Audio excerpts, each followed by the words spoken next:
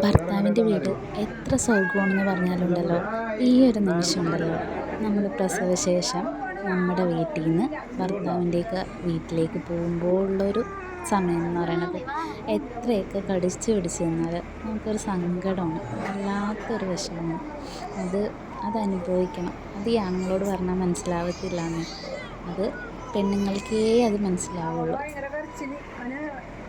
അങ്ങനെ ഞാനും പോവാണ് ഗൈസ്, എൻ്റെ വീട്ടിൽ നിന്ന് ചേട്ടൻ്റെ വീട്ടിലേക്ക്. ഞങ്ങളുടെ പേരിടൽ ചടങ്ങൊക്കെ കഴിഞ്ഞ് ഭക്ഷണമൊക്കെ കഴിച്ച് ഞങ്ങൾ അച്ഛൻ്റെ വീട്ടിലേക്ക് പോകുന്നൊരു സമയമാണിത്, സീനാണിത് കാണുന്നത്.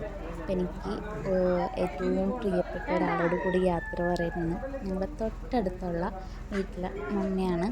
അപ്പോൾ ആൾക്കാണെന്നുണ്ടെങ്കിൽ ഞങ്ങൾക്കാണ് ശരിക്കും പറഞ്ഞിട്ടുണ്ടെങ്കിൽ ഭയങ്കര സങ്കടം. എനിക്ക് കൂട്ട് മമ്മിയായിരുന്നു.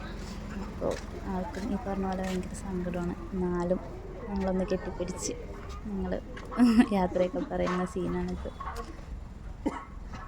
എല്ലാവരും കരയാണ്ട് പോകണം എന്നൊക്കെ പറയുന്നുണ്ട്. കരയൂലെന്ന് പറഞ്ഞിട്ടും ഞാനിങ്ങനെ ചിണുങ്ങി നിൽക്കുമ്പോൾ ആങ്ങളമാരൊക്കെ കളിയാക്കുന്നുണ്ട്.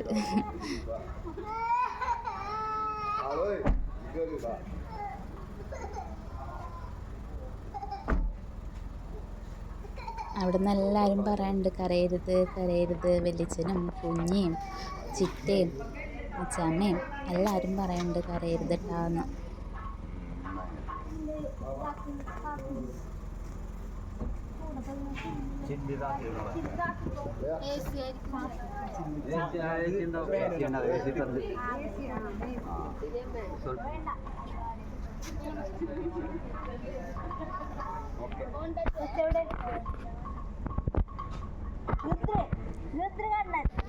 ആങ്ങളമാര് കളിയാക്കിയപ്പോൾ ഞാൻ പോടാന്നൊക്കെ പറയണേ.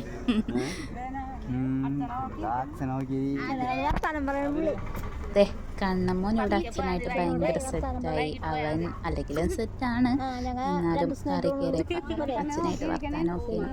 അപ്പോൾ അതേ അമ്മാമ്മയും മോനും കൂടെയുള്ള സ്നേഹപ്രകടനങ്ങളാണ്.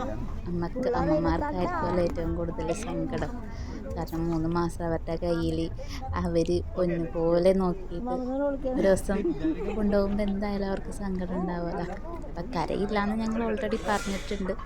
എന്നാലും ചെറുതായിട്ട് ഇങ്ങനെ ടിപ്പ്